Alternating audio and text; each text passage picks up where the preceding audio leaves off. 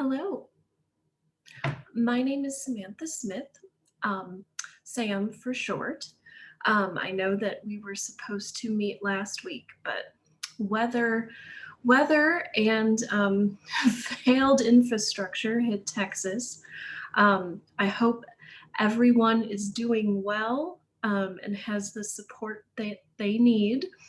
The one thing about this climate of Zoom and virtual learning and working is that there is more flexibility. So I'm glad that the conference was able to adjust accordingly.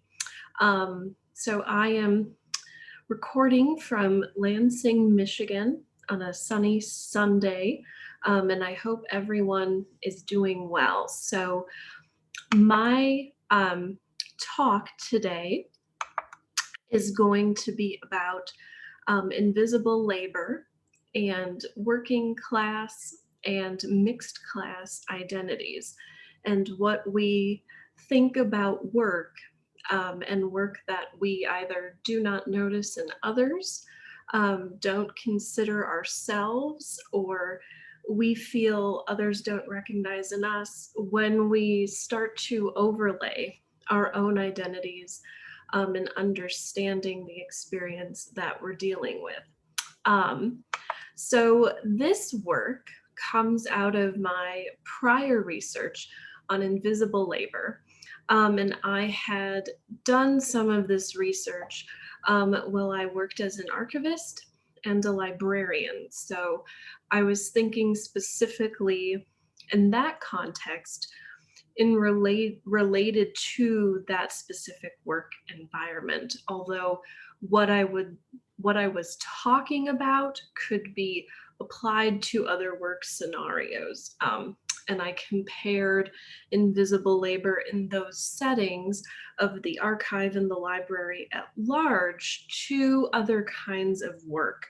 Um, and it does not need to just exist in one setting. Obviously, case studies in certain work environments can help us understand the specificities and also how invisible labor and visibility with labor as well might vary across industries. And so in my original prior research, I was focused more on the concept and definition of invisible labor because while it is often discussed, the terms can sort of hang over our heads like clouds. And there also, interestingly, is not one definition sort of available as to what invisible labor is. So I sort of started out on a journey to attempt to define it. And also think about how, when we hear it often, something that happens a lot is people thinking it is synonymous with emotional labor, when in actuality, sometimes they do overlap, but often they don't. Think of, for example, at work and how, let's say you're the first one in your building in the pre times back when we went into our offices more. You may go into the bathroom and see that the toilets are up, that someone had been there and cleaned it. You don't know who that person is. Maybe you do if you work late or you help with the budget for financing janitorial and cleaning services. But there's a sign of labor that has been done, but the process, who does it, is often invisible. And we can think of that as an example in terms of being more physical labor, not emotional. But that is, in my opinion, also an example of an invisible labor. So I just wanted to bring that up to tell you that it is more of a complex experience and than we often give it credit for. So I'm not focusing on that in this presentation, but when I was thinking about my prior research after I gave some presentations on it in 2019, I realized that something I did not touch on was my own identity, or and how that related to my own experience with invisible labor in practice and perception. So, that at large led me to wonder, how do identities, both our self identifying practice of them, and as they change over time, but also how they're perceived by others, impact our own labor practices and its visibility, and as well as its value. So rather than focusing on much of my own experience, a question this ultimately brings up, which I think is so important given the environment right now that we're in, that clearly existed before the pandemic, um, is how we can champion and value work that is done by our colleagues better.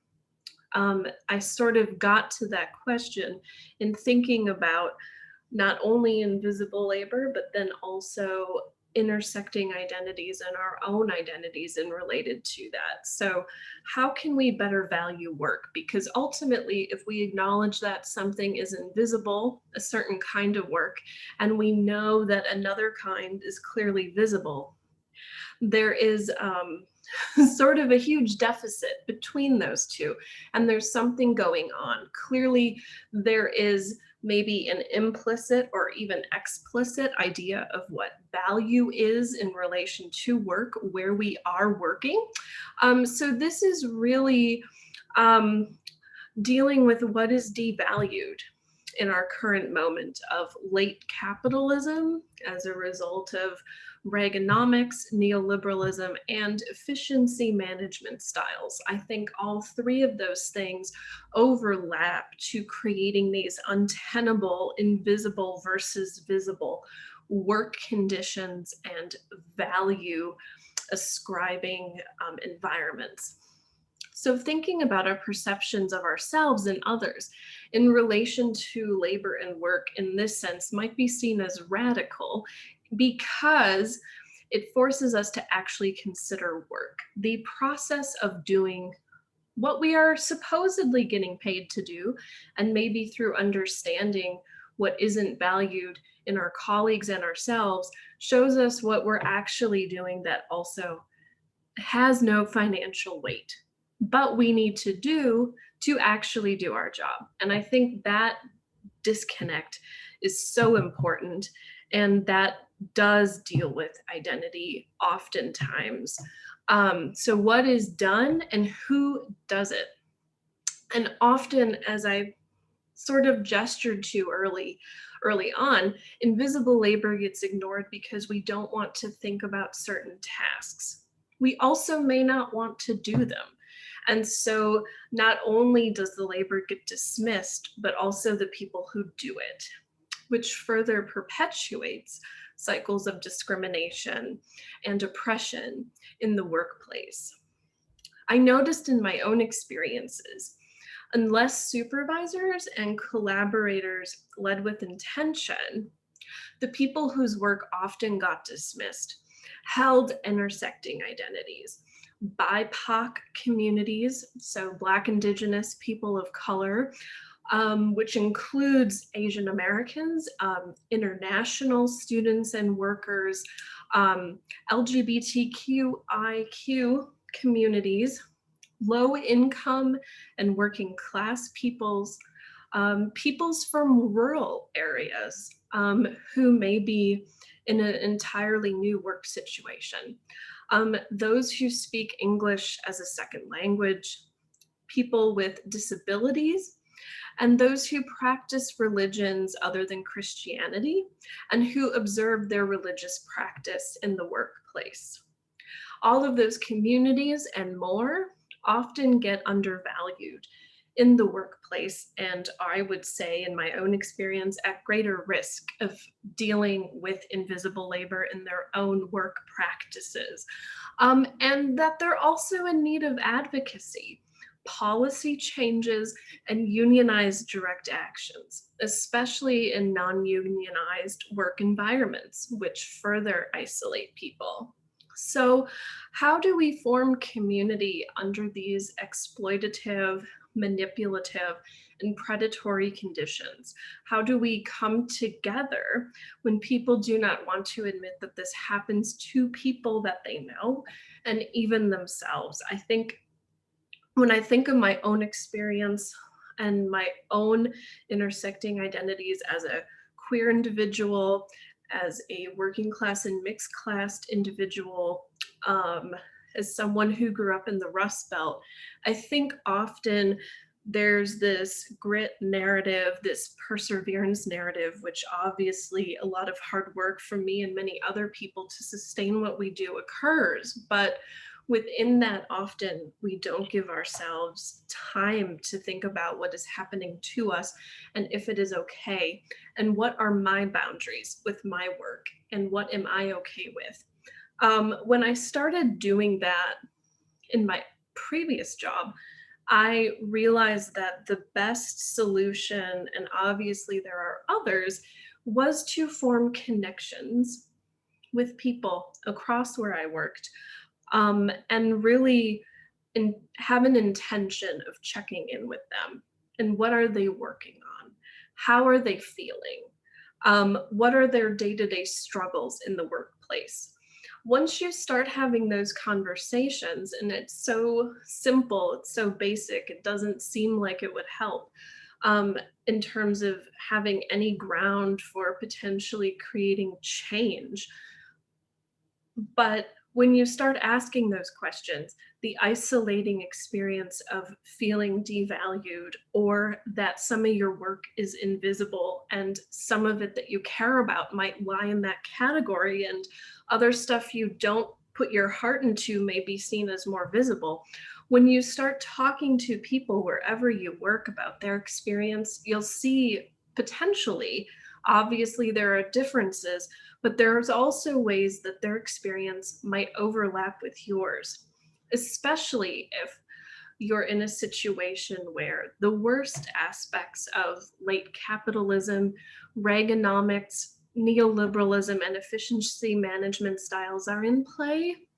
Um, in a toxic work environment, all of those things can sort of come out more. And so when you start trying to form community, you realize that this doesn't exist in isolation, that there isn't just one person who has that experience. And it can be unfortunate to realize that, but there is also such possibility within that there's not only strength in numbers, right? But that this is a condition beyond ourselves, and that we together have so much opportunity in thinking of how we can combat either ill treatment or work to have labor be noticed in our own departments, in our own relationships with supervisors, in our own institutions.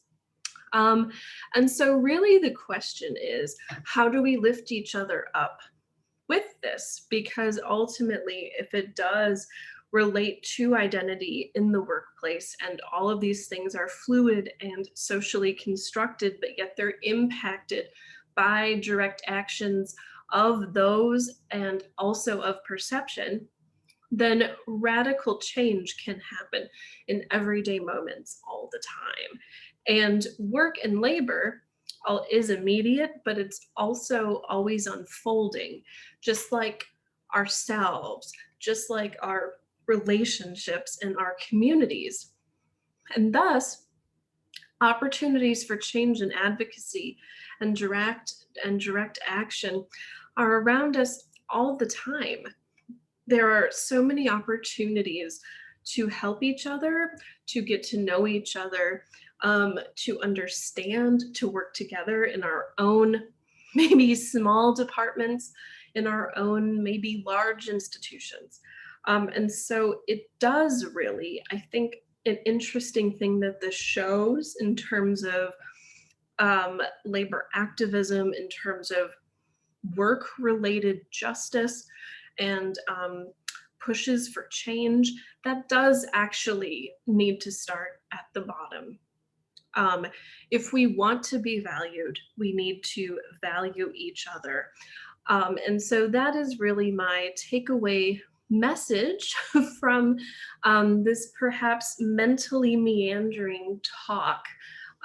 And so hopefully, this can get us thinking about our own work and how we value it ourselves, how our identities impact our work, um, how we see that happening in our colleagues through discussions with them, and all of that. And I think, thinking about these things, especially now, is so important.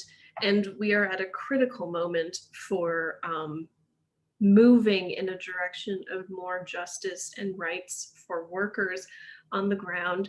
And so these things are really coming to a head, and we need to address them. Many of us have known we've had to for a long time. But clearly time is up in some ways, and we have to do that. And so my talk today is sort of meant to sort of get our thoughts going on this. And I'm sorry we are not in person in Texas to talk about it together.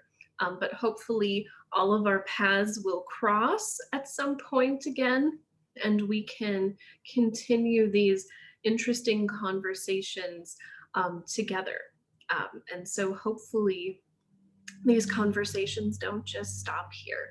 So I hope you all are doing well and have the support that you need to continue to get through almost 1 year now of this quarantining and these pandemic conditions.